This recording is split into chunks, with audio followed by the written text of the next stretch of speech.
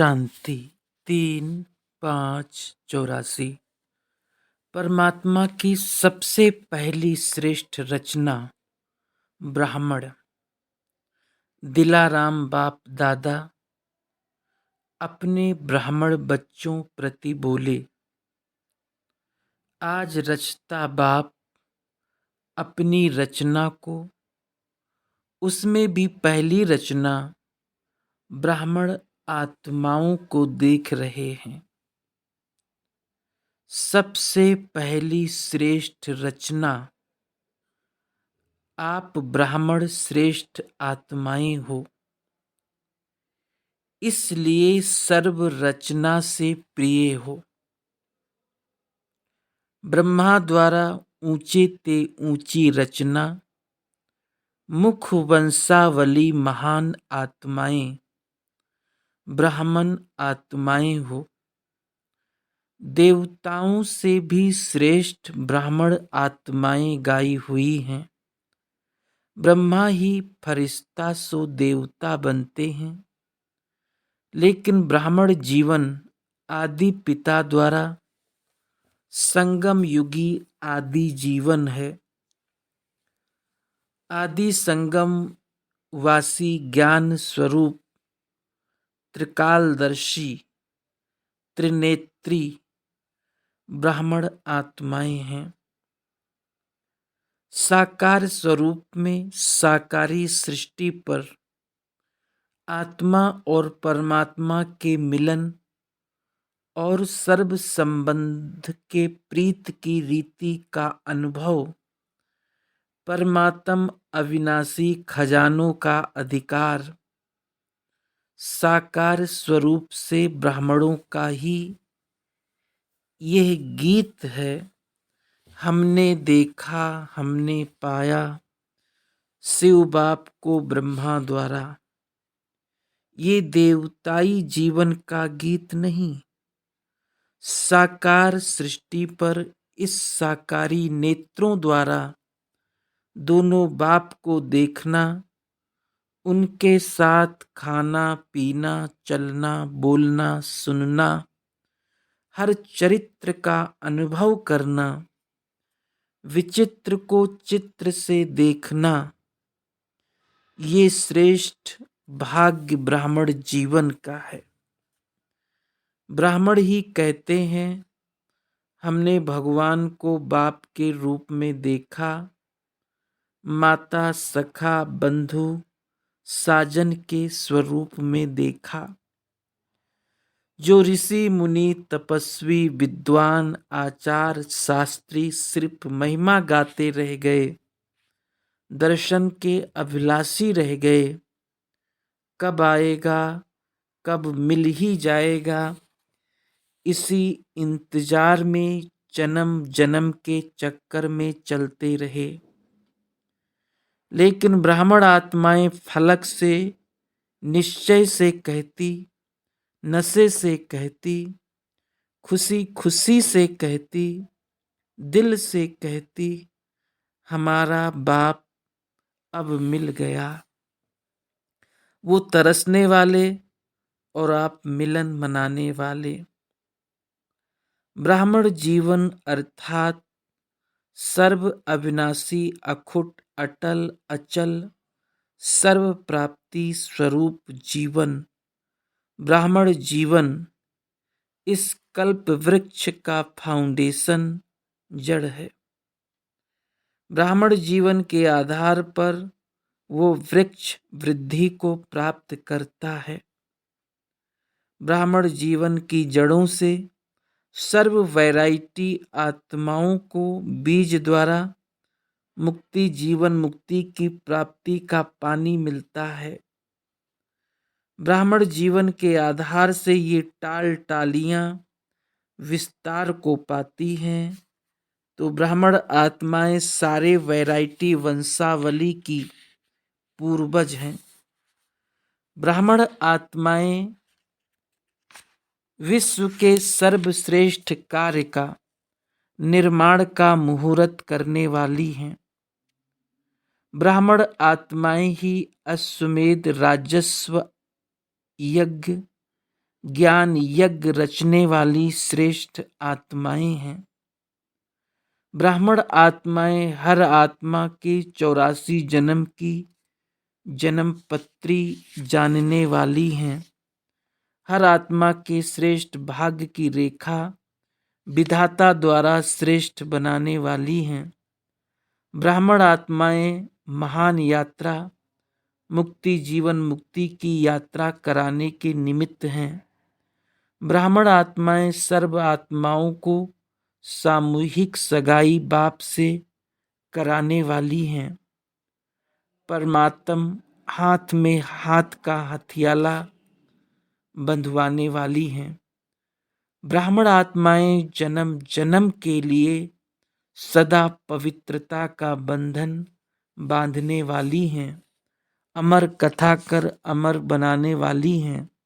समझा? कितनी महान हो और कितने जिम्मेवार आत्माएं हो।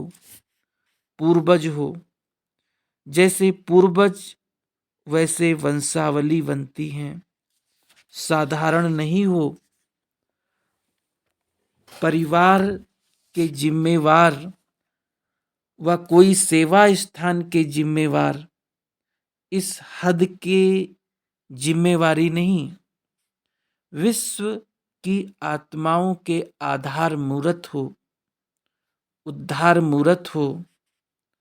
बेहद की जिम्मेवारी हर ब्राह्मण आत्मा के ऊपर है।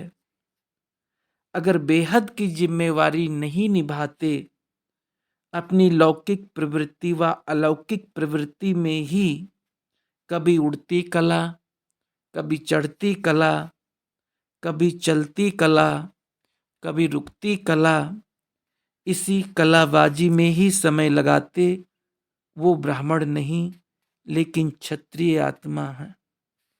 पुरुषार्थ की कमाल पर ये करेंगे, ऐसे करेंगे कि तीर निशान अंदाजी करते रहते हैं।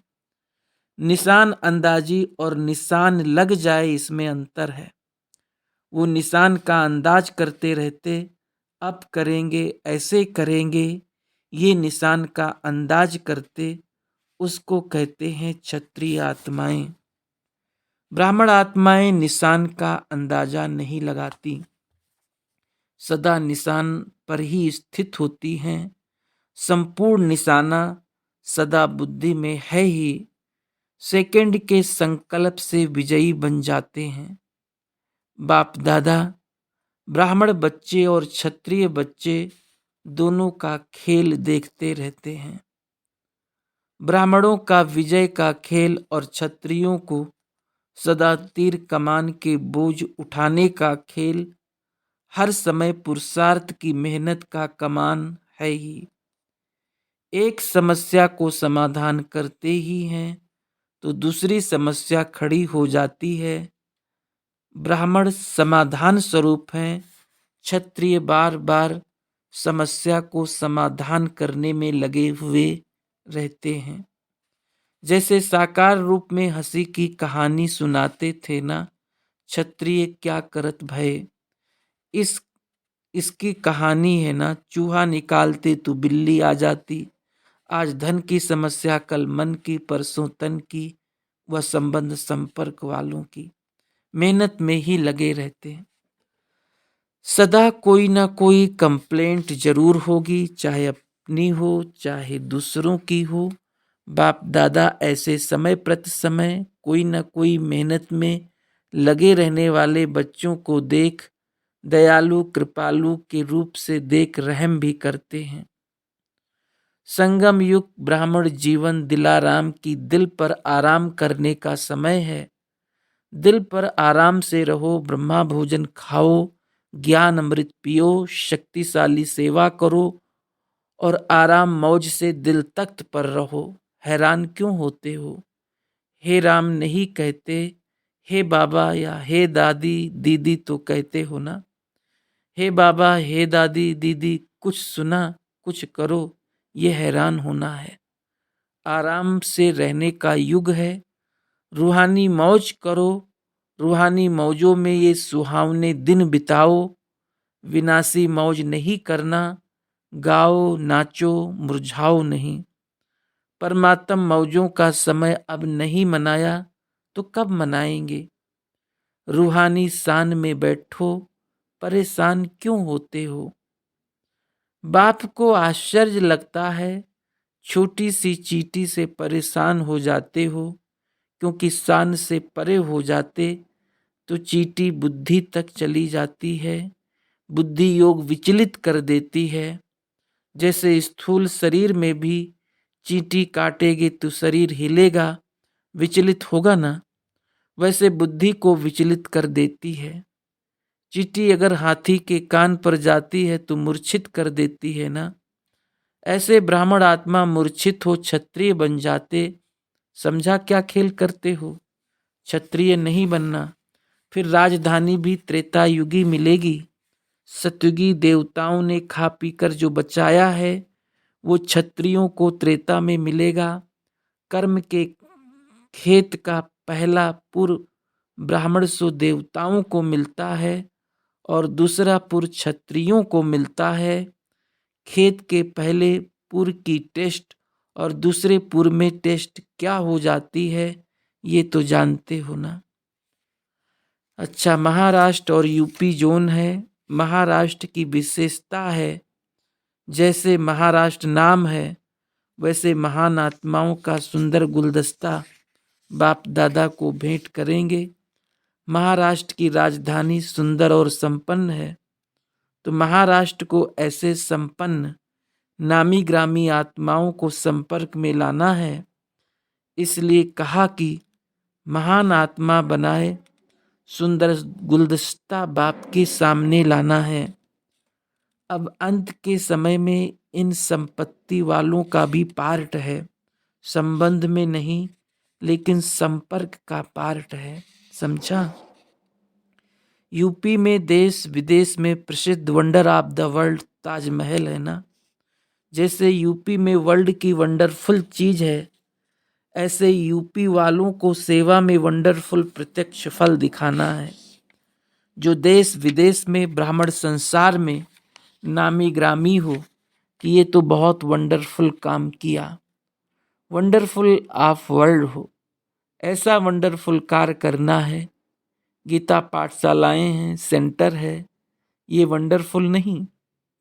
जो अब तक किसी ने नहीं किया वो करके दिखाएं, तब कहेंगे वंडरफुल। समझा। विदेशी भी अब हाजिर नाजिर हो गए हैं हर सीजन में। विदेश वाले विदेश के साधनों द्वारा विश्व में दोनों बाप को हाजिर नाजिर करेंगे। नाजिर अर्थात इस नज़र से देख सकें तो ऐसे बाप को विश्व के आगे हाजिर नाजिर करेंगे। समझा विदेशियों को क्या करना है। अच्छा, कल तो सारी बारात जाने वाली है, आखिर वो भी दिन आएगा जो हेलीकॉप्टर भी उतरेंगे। सब साधन तो आपके लिए ही बन रहे हैं। जैसे सतयुग में विमानों की लाइन लगी हुई होती है, अभी यहाँ जीप और बसों की लाइन लगी रहती है। आखिर विमानों की भी लाइन लगेगी।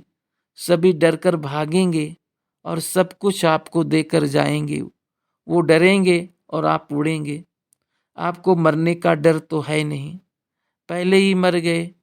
पाकिस्तान में सैंपल देखा था ना, सब चाबियां देकर चले गए। तो सब चाबियां आपको मिलनी है, सिर्फ संभालना।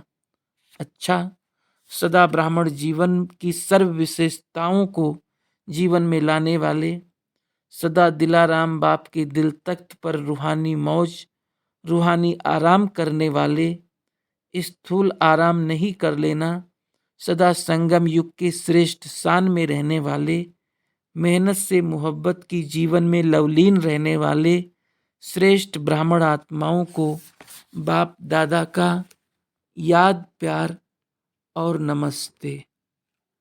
ओम शांति।